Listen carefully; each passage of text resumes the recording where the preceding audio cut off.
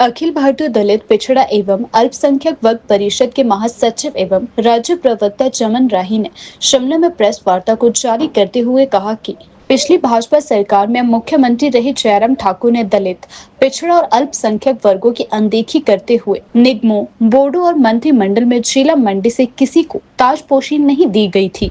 इस कारण भाजपा सरकार को सत्ता में जाना पड़ा था। चमन राही ने कहा कि दलितों और पिछड़ों के कल्याण के लिए विशेष घटक योजना के तहत आए पैसे से हेलीपैड बनाए गए थे। हम मांग करते हैं कि इसके उच्च स्तरीय जांच होनी चाहिए। पूरे हिमाचल प्रदेश के आज हम बहुत ही फख्र से कह रहे हैं कि आज हमारे देश की सबकी नजरें पूरे हमारे सेना के ऊपर है, चाहे स्थल सेना है, चाहे जल सेना है, चाहे वायु सेना है। आज हम बड़ा गौरव महसूस कर रहे हैं जो आज अखबारों में, इलेक्ट्रॉनिक्स मीडिया में जो चला हुआ है और जो हमारे बहादुर सैनिक हैं उन्होंने हमारे हिंदुस्तान का जो मनोबल बढ़ाया है उसे पूरे देश की शान बढ़ी है। चाहे वो हमारा शासन है, चाहे प्रशासन है, चाहे सेंट्रल गवर्नमेंट है, चाहे राज्य सरकारें हैं, चाहे आप इलेक्ट्रॉनिक्स के लोग हैं, चाहे प्रिंट मीडिया है, चाहे कोई भी है, चाहे किसी भी धर्म के लोग हैं, चाहे हिंदू है, चाहे मुसलमान है, चाहे सिख है, चाहे ईसाई है, हम सब भाई भाई हैं और यही हमारे संविधान में व्यवस्था बनी है और हमारा संविधान जिंदा है। संविधान के रचयिता बाबा साहब डॉक्टर भीमराव अंबेडकर, ये आज से पहले हो जाना चाहिए था। हमें आज याद करते हैं हिमाचल को श्रीमती इंदिरा गांधी जी ने बनाया है और हिमाचल के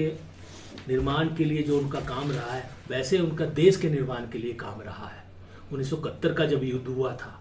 श्रीमती इंदिरा गांधी जी प्रधानमंत्री थे हमारे देश के और हम उन समय स्कूल और कॉलेजों में पढ़ते थे, लेकिन हमें उस समय का जो जज्बा था श्रीमती इंदिरा गांधी जी में और उस समय के जो विपक्ष के लीडर थे श्री अटल बिहारी वाजपेयी जी, जब झकझोरियां शक्ति की संज्ञा दी थी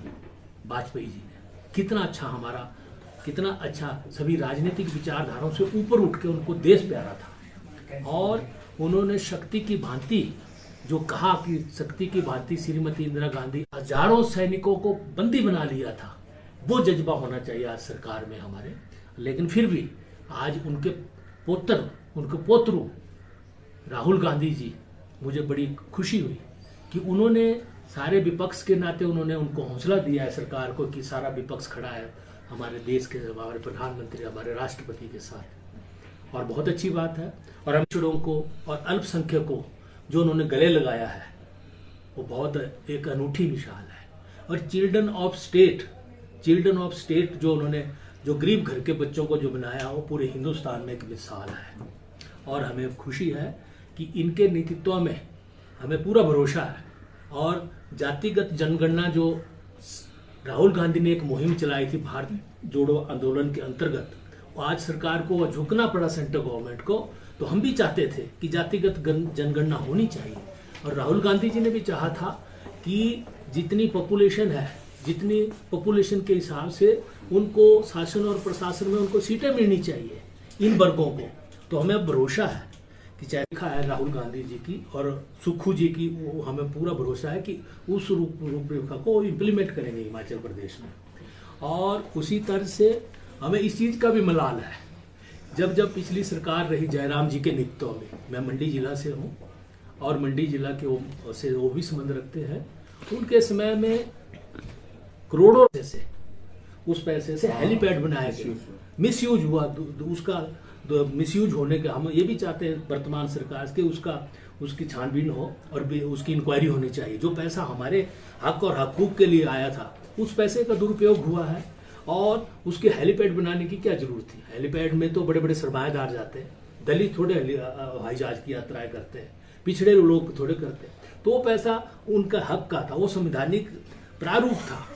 वो संविधान के मुताबिक हमें वो मिलता है, वो राइट है। लेकिन फिर भी वो भारत सरकार में आज हमें बड़ा दुख इस चीज की भी हमें भारत सरकार से मांग